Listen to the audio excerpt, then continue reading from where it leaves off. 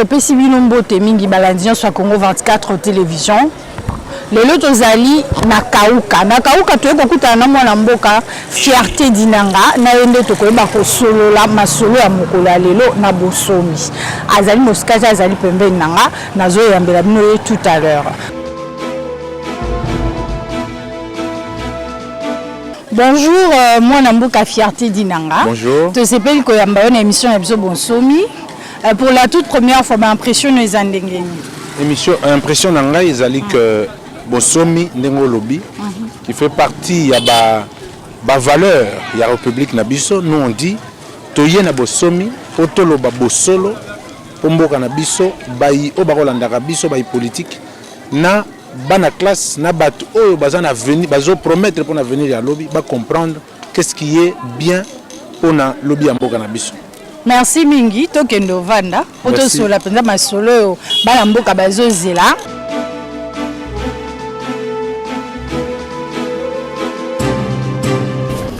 Tovandi sikoyo tolingi to solo la mozindo masolo la biso ya mokola lelo. Premièrement to ko solo la mozindo te ceux qui to ebité fierté. C'est vrai qu'on est habitué na télévision ba to be ba ebio mais pour la toute première fois na bonsomi so to koyeba fierté dinanga zanani. Merci beaucoup mwana mboka pona motuna kaka ndengo lobi ba yeba kolanda biso fo ba yeba soki yo lelo ya minani. Fierté dinanga azali congolais. Fierté dinanga azali moko ya bakadre ya UDPS. Fierté dinanga azali coordonnateur ya GAEM, groupe d'action pour l'éducation des masses. Ezali pour accompagner UDPS depuis plus de 30 ans. Fierté dinanga azali communicateur ya CONPAP, coordination nationale pour l'accompagnement des actions du président de la République Félix Antoine Tshisekedi Tshilombo. Fierté dinanga azali communicateur ya cellule ya communication ya premier vice-président de l'Assemblée nationale mwana mboka Jean-Marc Kabound. Fierté dinanga azali communicateur de la République. Fierté dinanga azali mwana mboka lokola yo. Merci beaucoup Ndeko Fierté. Tozomona oza mwa elenge. Tango zoloba ozokamba ba groupe il y a 30 ans qui accompagne l'UDPS. Toko koyeba obandaki nan masolo yo na mbula nini elaki ndenge nini c'est ton villa ya kokota nan na masolo et puis ya kokoma na UDPS. Merci beaucoup Namutuna. De 0 à 60 ans. Tozalaka na âge bisengo, c'est-à-dire que tozalaka elenge. Alors, tant que nous GAEM, ils ont accompagné l'UDPS depuis 30 ans, ça veut dire que tout enfant a pour beau métier que celui de son père. Papa Nanga, azalaki gouverneur, maire de la ville, directeur de province, na Kasaï oriental.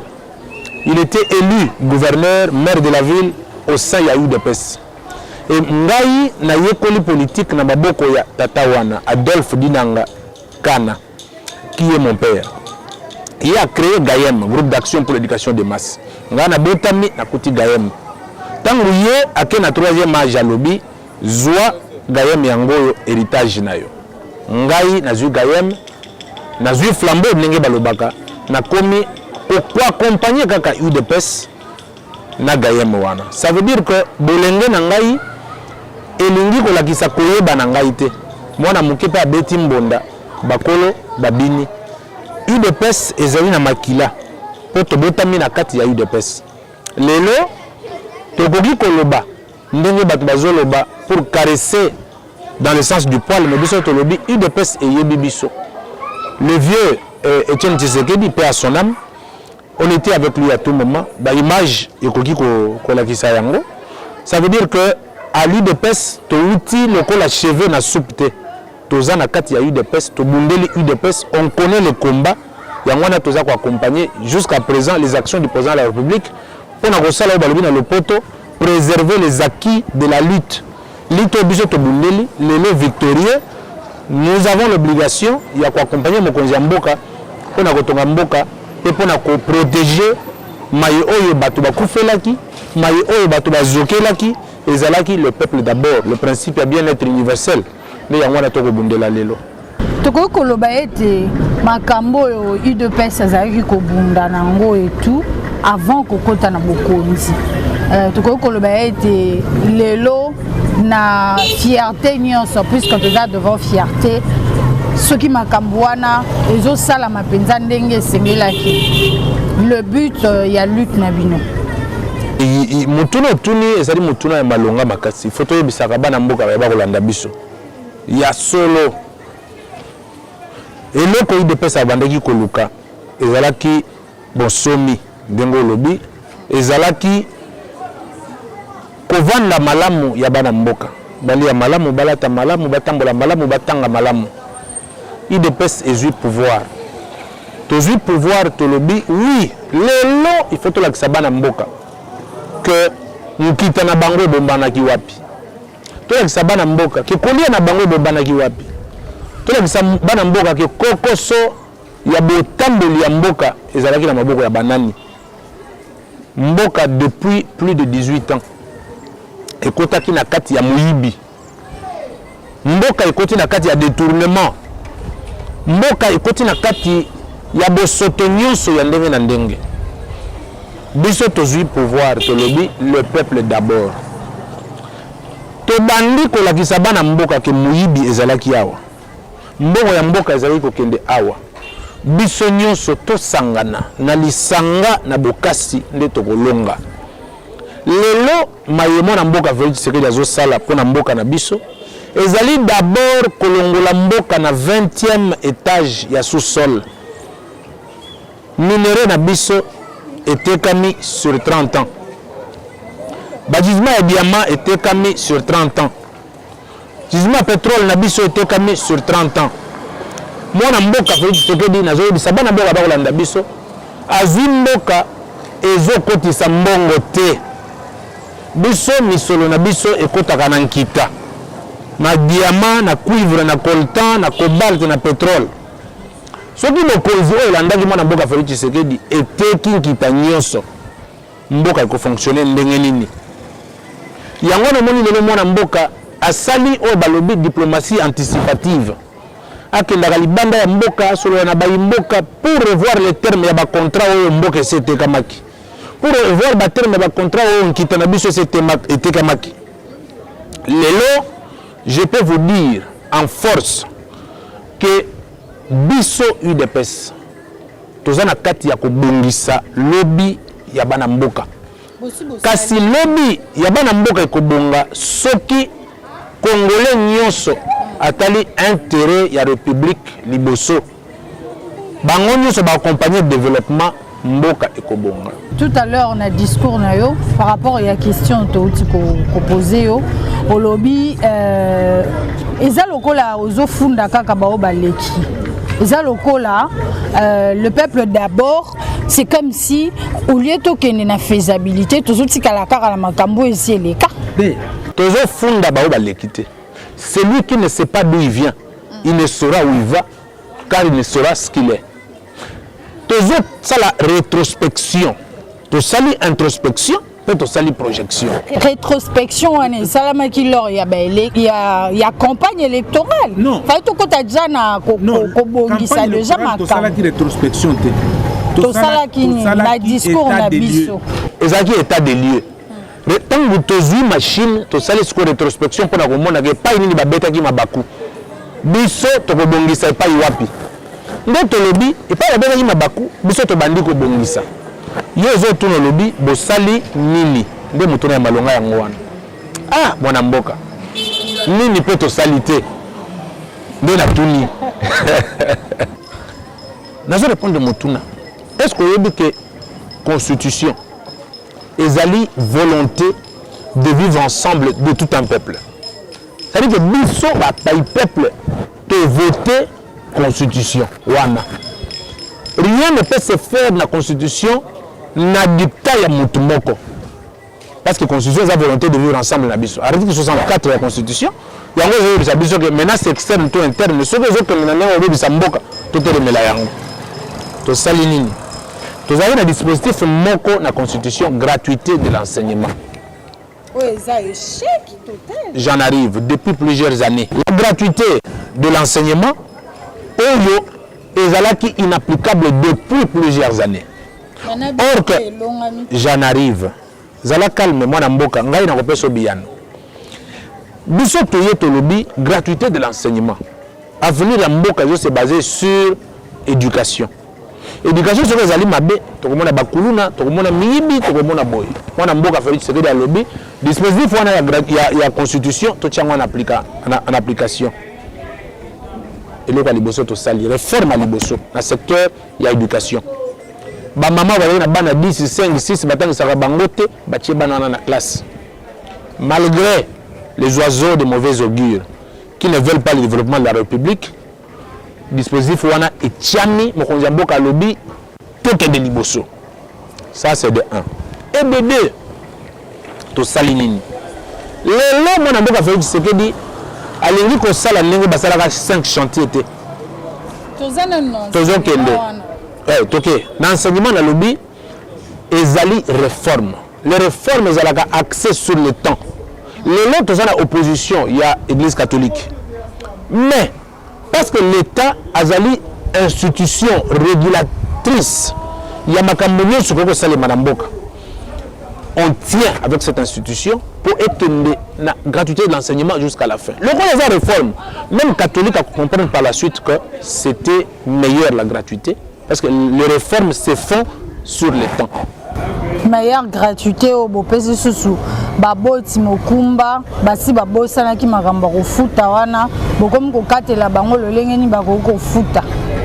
Et bien sûr que ezali réforme. C'est un secteur technique qui a besoin de techniciens, de réflexion et de propositions. Mais pourquoi n'avoir pas commencé na ba technicien wana pour trouver gain de cause pour avoir une solution malamoko ya kobongisa makambo. C'est comme si tu as ton qui na ba initiative na bino. Le pouvoir de l'UDPS répond aux besoins du souverain primaire sans une autre forme de procédure. Peuple ce qu'elle a dit si besoin, l'UDPS répond. Voilà le pourquoi de la mise en application, il y a un dispositif à la Constitution qui demande que l'éducation, l'enseignement de base soit gratuite. Ça veut dire qu'aujourd'hui, tout le monde doit comprendre que quand on est au pouvoir, on n'est pas pour se servir, c'est pour servir les autres. Mais parce que le sous-secteur est technique, on a cette ouverture pour appeler aux techniciens de pouvoir recadrer et réorienter les choses, mais au profit du peuple. Mais pourquoi ne pas le faire de l'initiative? Madame, je me répète, le besoin est imminent. Le peuple attend quelque chose. Et on doit le ventre... Attends, si vous êtes affamé, vous allez demander des réflexions. Le secteur de l'éducation, c'est un secteur vivrière, stratégique pour la République. Et quand il faut prendre des décisions sur ce secteur, on les prend sans aucune autre forme de procédure. Parce que c'est le souci du peuple. Qu'est-ce que vous voulez? Est-ce qu'on est au pouvoir pour se servir ou pour servir le peuple? Mais compte tenu de Makambo et c'est le cas qui m'a encore à Mboudi et tout, pourquoi Mokonzi Mboka a pesaki nanu maboko makanisi wana na baeo bayebi bazo maîtriser tes secteurs wana ya éducation ba faisabilité nango surtout pour ba démarrer le quelle est l'institution qui garantit la vie du Congo ou qui porte la charge de l'avenir de la République? C'est l'institution président de la République. Le président de la République prend des décisions parce qu'il est le garant de la stabilité, le garant des institutions, le garant de la nation. Quand il prend une décision qu'il trouve, parce que c'est la seule institution qui juge l'importance et la nécessité. Donc cette décision, pour Fierté d'Inanga et pour les mamans qui ont leurs enfants, 3, 4, 5, 6, qui les ont mis à l'école aujourd'hui, était important. Ok? Cette décision était très importante pour ces mamans-là. Alors aujourd'hui, on veut philosopher derrière la position de l'Église catholique qui se voit être étouffée par rapport au rançonnement du peuple comme il le faisait. Non. l'Église n'a pas le monopole de la stabilité de la vie nationale. Il n'y a que l'institution présidente de la République. Ozo accusé l'Église, on a insisté qui dans l'Assemblée générale et la synergie à ba syndicat à enseignants. Balobi était baza ko accusé bino bozo menacé bango. Hein? Ou les bosso la makambo. Ndenge sengeli mwana mboka Tony Mwamba azo menacé bango azo sala bango moi azo bisa bango bokata nan boya avant bo sala bo gréver si en droit pour na bango. Et puis, il fallait que solo la faisabilité, la disposition, ma camion surtout, il y a zo sala en moté. Bambongo bo memeli na mbwe la loge. Il y a collier sabatu. Il y a bami tout ka brasserie wana. Vous ne pensez pas que tout ça là et koka ki ko ba ki sa matanda mbuna négociation pour na ko apaiser situation. Madame, je vois que vous faites le média de la haine. Pas du tout. Mon mboka Tony Mwamba Kazadi. Qui ne fait que imprimer la vision du chef de l'État, qui est une émanation d'un dispositif de la Constitution pour le bien-être et l'avenir de la République. Il ne menace personne. Il ne fait que voir à l'Église catholique ce secteur peut être libéralisé. Bakimangis peut bazali. Armée d'Isali peut bazali. Bakogi peut côté na cop ou on a battu on appelle d'école. Le monopole n'est pas à l'Église catholique. C'est tout ce que le ministre Tony Mwamba veut faire voir que l'État par-dessus tout. Et l'État, c'est le microcosme qui gère toutes les sphères de la vie nationale. Aujourd'hui, les catholiques ne peuvent pas montrer que c'est la sainteté, que c'est la seule église qui peut avoir le monopole de faire marcher l'État. Non. Tony Mwamba veut faire voir que l'État gère tout. On parle de la technicité. C'est un secteur technique. Il faut que les gens se réunissent, cogitent pour trouver des solutions. Tu l'as dit toi-même. On ne peut pas se réunir ici. Il fallait que Kambo la loge, logement, Kunana nous a trop cher. Ça, ce n'est pas un débat qui tient la route. Quand il faut réfléchir, il faut un coin isolé, il faut un coin calme pour trouver des vraies réponses aux vraies questions. Tu l'as dit, moi j'ai pris tes mots. Ce sont des réponses aux vraies questions et pour ce faire, il faut s'isoler. Il faut cogiter. Le meilleur résultat d'un travail scientifique, c'est la solitude. Jardin botanique de Kissan, tu peux en avoir. Pourquoi mboué la loge? C'est un choix. Bah, sujet est belé par rapport à la question il y a banamboka surtout plutôt s'éterniser dans l'éducation et qu'on paie ça moi pas si pour n'angonga mais te promettre que tu causes là dossier on a tous un état de siège bah prolonger en lisusu la deuxième fois bah prolonger état de siège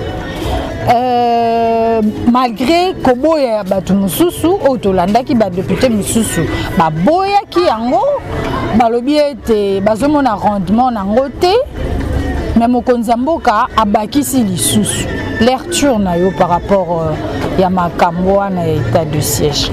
Je suis très content que vous abordiez cette question. Ezali na ba député oyo bazalaka na service ya multinational. C'est-à-dire au moment où tout le monde est à la République, il y a une guerre multinationale. Il y a pour minerai et tout, mais il y a des état de siège, il y a des mbata. Ce terme-là, il y a un vocable politique à Congo, mise en application.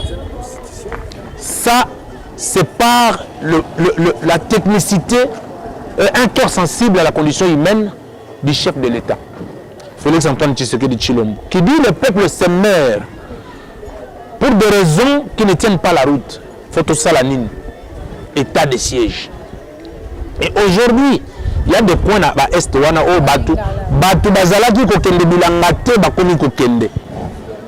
y a une communication populiste, une communication de la haine qui nous fait voir qu'on a Est et l'autre est limité. Surtout aujourd'hui, on parle de la prolongation. Il y a état de siège, c'est parce que le besoin s'est présenté. Les microcosmes fonctionnels ont constaté que besoin zali. Il faut tout proroger pour le peuple vanda na kimia. Lelo, oui, les députés de la haine, Yozolo Bawana.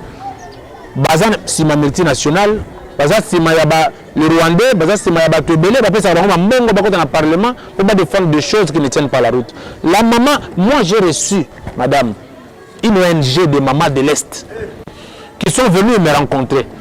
discuté avec moi, ils m'ont montré les réalités qui se passent à l'Est, tu peux pleurer. Et aujourd'hui, l'état de siège pour les personnes maléfiques, c'est une gifle. Et si le petit bango, nous soutiendrons le chef de l'État pour proroger l'état de siège tinati. C'est-à-dire que Tinokolo, Est Kokomana Kimia, Bamama Bakomi Kimia, Félix Tshisekedi a réussi une mission dans l'Est. Bravo au chef de l'État, bravo état de siège. Après, tout le monde a cours normal. Autant que Kimia côté la STT, même 45 fois, état de siège est prorogé pour Kimia côté. Si quand on y bateau yo lobi kakao basali la contre mboka, ba ko multiplier ba forme. Il y a ba attaque et longwe na ba mboko ezalaki victime o sali avec état de siège kota et matiti na ba mboka misusu. Pour na yo mwana mboka fierté dinanga analyste politique makanisi na ko koza ndenge ya kopesa mokonza mboka par rapport ya ba ville wana mususu ebakisami lisusu na bitumba ebakisami na ba attaque Lubumbashi d'ailleurs n'en parlons pas et comment vraiment na koninga na makasi. Aujourd'hui, la seule personne la mieux informée, c'est le président de la République. La seule personne qui juge l'importance et la nécessité, c'est le président de la République. La seule personne qui porte le fardeau du devenir de la République, c'est le président de la République. Donc aujourd'hui, nous sommes là en tant que conseillers lointains. Et nous, on a eu sa président de la République. Nous avons eu sa président de la République que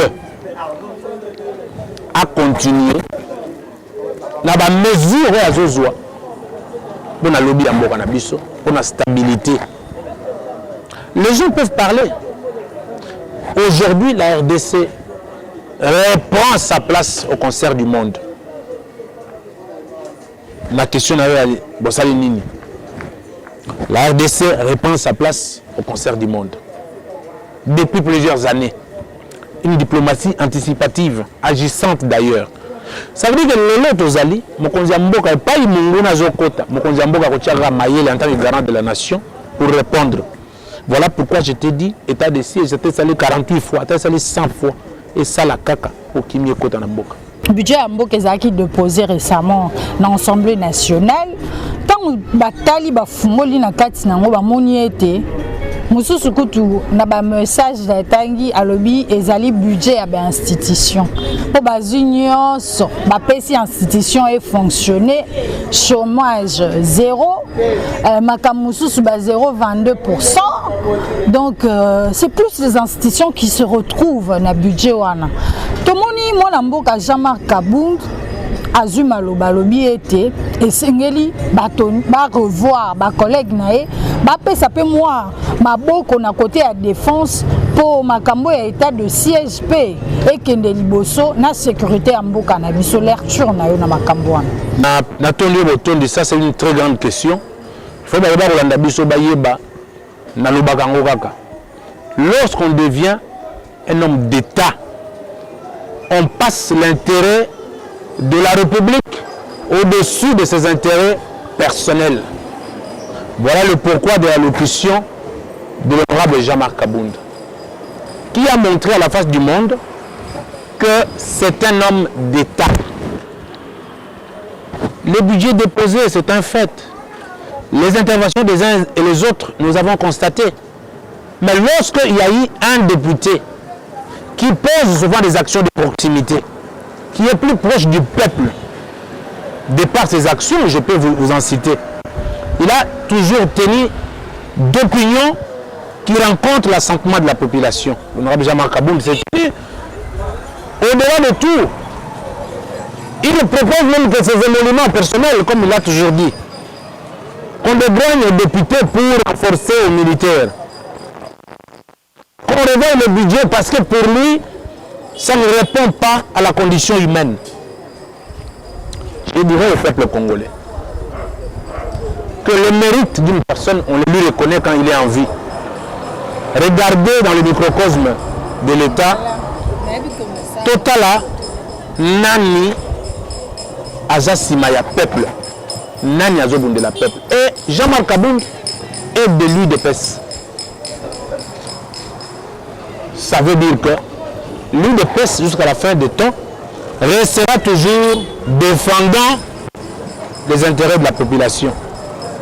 Je suis tout à fait d'accord que le budget soit revu, que ça soit équilibré, comme l'a dit Jean-Marc Abound, pour que le peuple congolais se retrouve. Et à côté de ça, madame, le chef de l'État, Antoine Tshisekedi, c'est un président de la République qui est un serviteur. Tout ce qu'il fait, c'est pour le peuple. Et ce qui s'est passé au Parlement, c'est une action interpellatrice par Jean-Marc Abound qui veut que le Congolais se reprenne à leur juste valeur et que le Congo soit respecté. Je crois que tous les députés de l'Union sacrée devraient suivre le pas de Jean-Marc Abound pour comprendre que nous sommes légiférateurs. Là où nous sommes, ils apprennent à bien abisoter, ils apprennent à bien le peuple. On ne peut pas faire passer les lois ou les propositions de loi qui vont dans le sens de son bien-être personnel. On travaille pour le peuple. Voilà la mission de l'UDPS, voilà la mission de l'honorable Jean-Marc Abound, qui par ailleurs reste toujours le soldat du peuple. Il accompagne la vision du chef de l'État avec beaucoup d'ardence et d'opiniâtreté. Quand lui tient parole, quand lui s'oppose à une action, c'est pour le bien du peuple congolais. On a dit Jean-Marc Abound a pris position.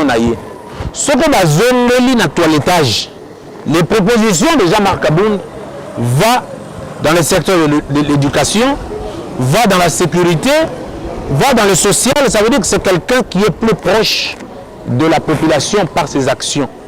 Il va toujours intervenir à pousser pour bien départager le secteur Nyonso et vie. Et ça sera valeur de la République Nabiso. Merci beaucoup. Tout le monde m'a récemment il y a quelques jours à Fumoli Forum sur le développement, l'économie, où il y a Bengisi, la diaspora va s'intégrer pour l'avancement de Mboka Nabiso. Mais la diaspora, on a bazali parmi bateaux Mboka Nabiso qui vendent mal l'image du pays. Misusu Bachaki, selon le message aujourd'hui, balobi ete bakoboma mboka bakosala musala malamu te makambo wana omokonzi mboka initié. Lui, en tant que communicologue, il y a eu de pêche aux approches à la population, aux juges. Madame, ne parlons pas de cas isolés. Ou la moussi question il y a Malonga. Le chef de l'État n'a le bien qui a zali moko oazo jugé importance et la nécessité. S'il veut s'organiser avec la diaspora, ils en ont raison. C'est un technicien, Félix Tshisekedi. Diaspora, ils ont des mamboka na bisoté. On est en communication de la haine. La diaspora, madame Bato Barolandanga Bayoka, Bana Poto, je vous aime beaucoup. Makambo Bazoloba, il faut démontrer qu'on a été important. La diaspora congolaise en 2010, madame, parce que l'histoire est têtue, va le Jefrem, va donner Zali. La diaspora congolaise envoie 40 000 véhicules, 207 par an. Les 40 000 véhicules qui arrivent au Congo qui emploient 2 personnes, un chauffeur et un receveur. Fois 2, vous avez 80 000 emplois. Aucune entreprise depuis des décennies au Congo n'a employé 80 000 emplois.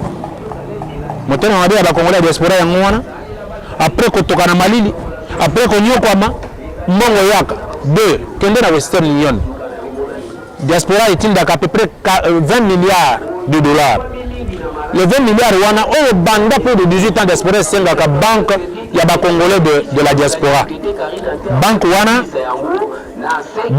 est à la raté.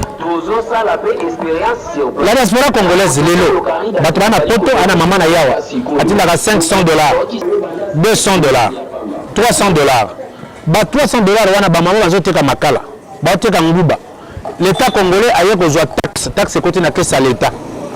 Mabe ya congolais diaspora yango diaspora congolaise ba hôtel etonga magawa ya minene eza ba individu ya diaspora ba école ba hôpitaux ce sont les individus de la diaspora et cet apport cette contribution informelle madame oyo to sengaka que l'État congolais a un cadre formel, un cadre normatif, une banque de Congolais de la diaspora.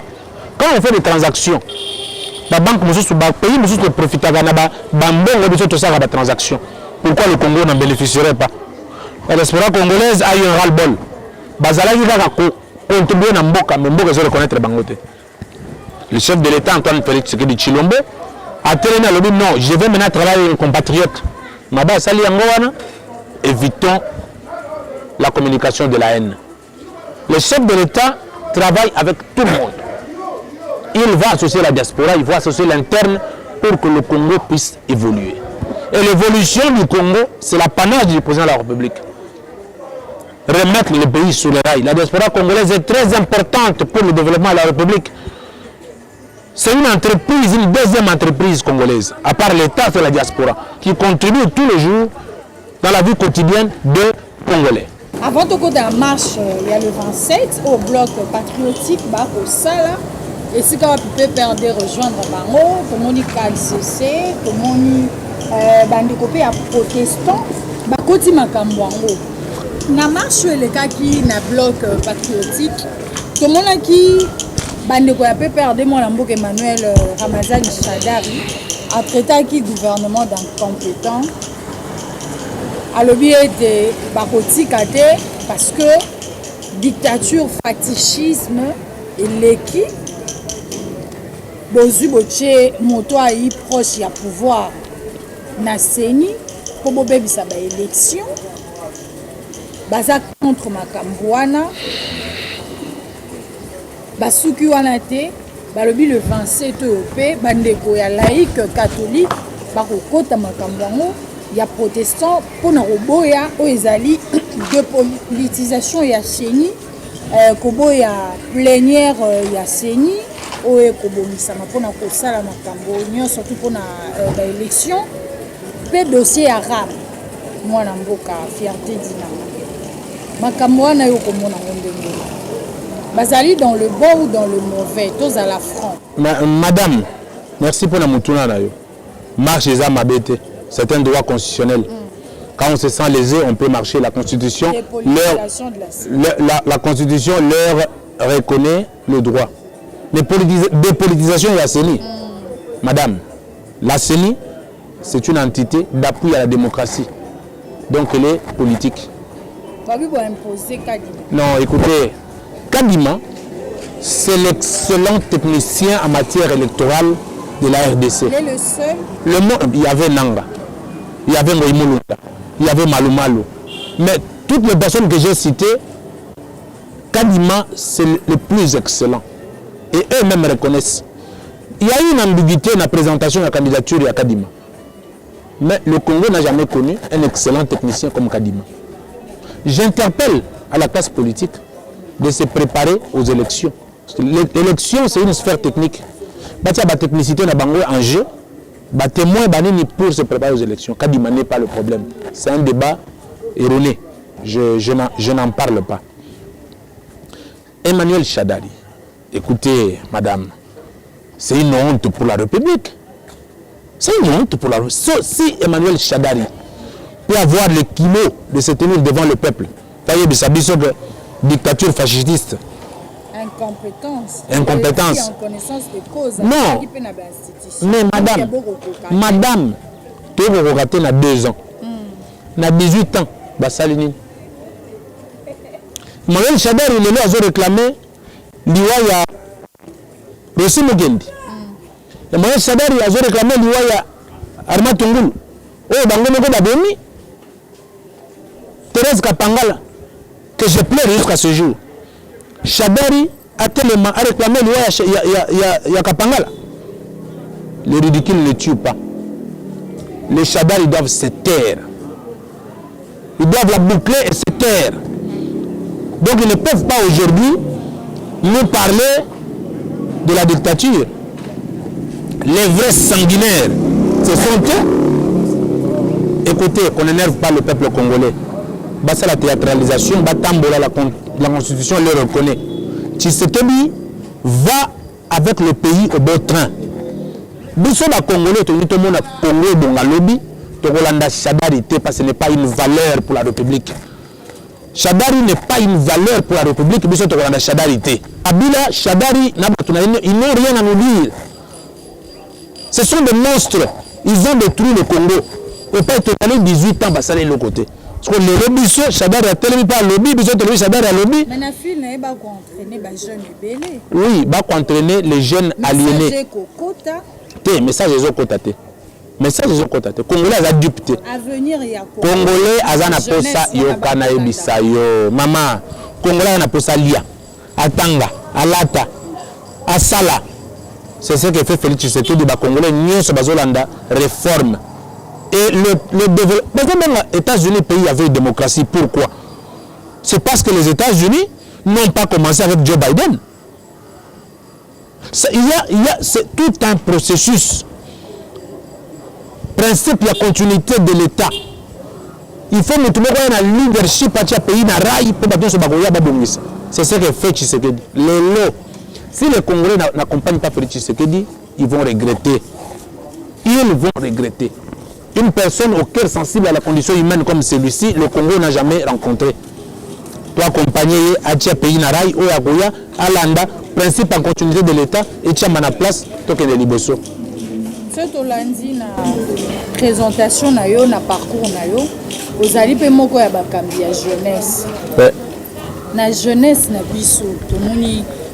Nzembo landani lettre ya chichi bandeko un père peu baina oya bango nini salité sala qui vraiment buzz na mboka na biso tina libanda balobi makambo mingi ebimi na kati ezali vraiment ya solo. Madame, il y a ce qu'on appelle le syndrome de l'Arbin. Bayimboka balandanga. Le syndrome de l'Arbin ezali komi samoumbu. Ça veut dire que muto akoti na lupango na bino alobi simbelanga sac na beta papa na yo osimbi sac abeti papa na yo ozongisi le sac pour lobi merci. Il y a une partie de la jeunesse congolaise et la jeunesse ils ont le syndrome de l'Arbin. Oyo bazo instrumentaliser bango bayembaka banzembo wana bapesaka bango bambongo basalaka bona boy. Tshisekedi n'est pas dictateur. Tshisekedi laisse l'expression libre parce que la constitution le reconnaît.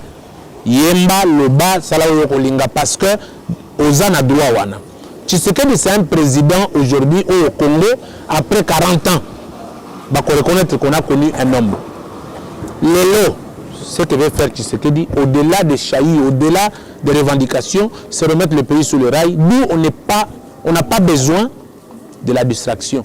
Tout ça, c'est la distraction. Pour gérer Mboka, et ça n'a pas réalité belle. On ne peut pas déconcentrer l'institution présidente de la République aux futilités. Tshisekedi travaillera pour le bien de la République. Après ces 2 mandats, à Tiki, à Moutoumousou Soye. On a beaucoup préconisé glissement. Tant que le va demander en fonction de quoi tous les qui n'en a besoin. Mais glissement, vous êtes déjà pris dans l'élection. Il ne peut s'attendre les lots. Sur l'élection. Et là, on y est là, si c'est tous les qui n'ont élection, car à moi, l'amboka Félix Tshisekedi. Mais parce qu'on y travaille, c'est tout ça, tu tralala. C'est une action axée sur le résultat. On y travaille déjà. Comment est-ce par rapport à la revendication de la jeunesse, Koki peut tirer na makambo et les cas qui peut tellement penza ya solo tout bon samboka na biso. Mais qu'est-ce que veut faire tant que conducteur il y a masse et là on est Félix Tshisekedi sala. Il y a ngwana nazo bisa masse. Si vous voulez que le Congo avance, ce n'est pas le problème du président de la République seul, il a montré la volonté. Ah tiens, il fait ça quand la meilleure bignon surtout. Ça veut dire qu'il faut pas battre c'est pas le battre intérêt ya mboka par-dessus tout. Toi accompagner volonté politique pour beaucoup est bon. Autant plus que battre kanisa que politique ezaka toi que je me mette. Yo le ngwa tel ya revendre. Pour yo sali bien te wana ndero ya Yesu. Il faut te faire régner principe à continuité de l'État. Et c'est par la volonté commune qui accompagnera une volonté politique dans un leadership à venir. Votre mot de la fin pour te commencer. Tondi botondi. Pona elengi ya émission. J'en appelle à la conscience des hommes politiques, de la jeunesse congolaise. Il y a Batunyo Sobakolanda Biso, oh bayebi que Congo est la seule patrie na bango. Que vous ne vouliez ou pas, le président de la République, Antoine Félix Tshisekedi Tshilombo. Nathan Oya Zanango, to accompagner ye kwa tia libanga moko mibale mboke kende liboso to tika ba différent to tika ba positionnement populiste na politique to accompagner volonté ya Tshisekedi na temps na ye atonga mboka biso UDPS to lobi nous sommes prêts même les lois à l'élection parce que tu travailleras déjà. Le seul parti qui a le consentement et l'accompagnement de la population congolaise, c'est l'UDPS. Et donc, Banamboka va comprendre que Congo n'est pas biso. Tshisekedi a koleka, batu ba koleka, le Congo nous appartient. Ceux qui doivent accompagner le Congo, bana ba kotanga malamu. Batu ba golia, ceux ne santé rozala bien, botala mutute, botala tana ya mandat. Ce qu'il fait, toi accompagner. Merci beaucoup, moi, Lamboka Fierté Dinanga, pour l'invitation de répondre. C'est vrai qu'il est difficile de recevoir, mais quand même, tu merci. Nabino Nyoso Bozala qui vraiment petit attentif. Il y a Kolanda Bisso tout au long, il y a Masolo Oyo. J'espère que tu répondre na Nabino, tu Koutani Mbala Sima, na Bola Munyoso, et na Makasi Nyoso. Botika.